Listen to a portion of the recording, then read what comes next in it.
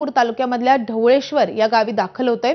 सांगलीमधल्या त्याच्या घराबाहेरून आढावा घेतलेला आहे आमच्या प्रतिनिधींनी, आपण पाहूयात। ज्या सांगली जिल्ह्यातील ढवळेश्वर जे शौर्य पाटील यांचं गाव आहे, त्या गावामध्ये आपण सध्या आलो। हे शौर्य पाटील यांचं घर आहे। संपूर्ण कुटुंब, त्यांचे आई वडील हे दिल्लीमध्ये वास्तव्यास असतात व्यवसायाच्या निमित्तानं। तर जे वडिलांशी आपण संवाद साधल्यानंतर जो पद्धतीचा प्रकार समोर आलाय, त्यानंतर संपूर्ण कुटुंब गहिवरून गेलेलं आहे।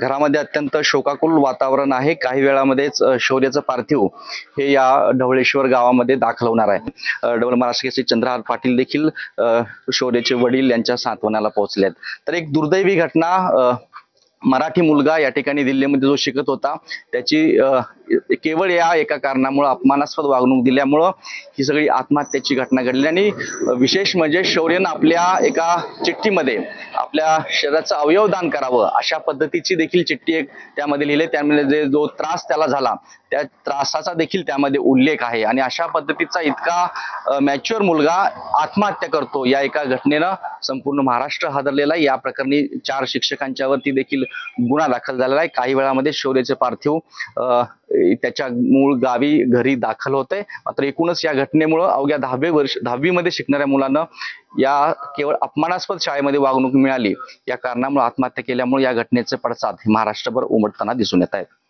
कॅमेरा पर्सन योगेश सोबत कुलदीप माने, एबीपी माझा, ढवळेश्वर, सांगली। तर शौर्य पाटील याच्या आत्महत्येवर त्याचे वडील आणि काका यांनी नेमकं काय म्हटलेलं आहे, आपण पाहूयात। पण 4 दिवसापूर्वी ज्या मॅडमनी सांगितलं की तुझ्या आता पॅरेंट्सना बोलू, आम्ही टीसी देऊ, तेव्हापासून तो जास्त परेशानीत असावा। आणि काल त्यांच्या शाळेमध्ये एक ड्रामाचा असं चालू होतं, त्याच्यामध्ये तो पाय घसरून पडला। त्याच्यावर टीचरने आरोप लावला की तू पाय घसरून नाही पडला, तू मुद्दाम पडलास। कधी आत्महत्या घडलेला त्या दिवशी शाळेत झाला। आणि मग त्याने सांगितलं, मॅडम मी नाही पडलो। तो रडायला लागला, तरी पण टीचर म्हणली ये तेरा और ड्रामा है वो छोड़ दे, मेरे को पता है, तू रोने का नाटक मत कर। हे जे झालं काल, ते सगळ्या शाळेतल्या विद्यार्थ्यांसमोर झालं, त्यामुळे त्याला तो अपमान फील झाला। अगोदर आम्हाला सांगत होतं की टीचरच्या कंप्लेंट्स आहेत, पण आम्ही पण म्हणतो ना, टीचर्स पॅरेंट ते कंप्लेंट करतच राहतात, त्या टीचर बालासाठीच बोलत असते।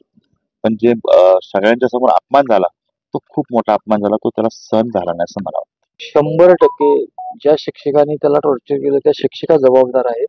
आणि मी त्या शिक्षकांना एक रिक्वेस्ट करतो, त्यांनी त्यांची मुलाकडे बघावं की त्यांच्या मुलाला अशा कुठल्या शिक्षकांना वागणूक देऊन त्याने जर आत्महत्या केली तर काय गुजरतं हे त्यांनी बघावं। आणि असं इथून पुढे कुठल्याही विद्यार्थ्यावर किंवा विद्यार्थिनीवर असे आक्षेप किंवा असे टॉर्चर करण्याची पद्धत सोडून द्यावी। तुमच्या शाळेमध्ये मुलगा जर व्यवस्थित वागत नसेल तर त्यांना तुम्ही काढून टाका पालकाला बोलून, पण असं करू नका की आम्ही आज आमच्या घरातला एक खुदकरू चांगला मुलगा आम्ही गमावला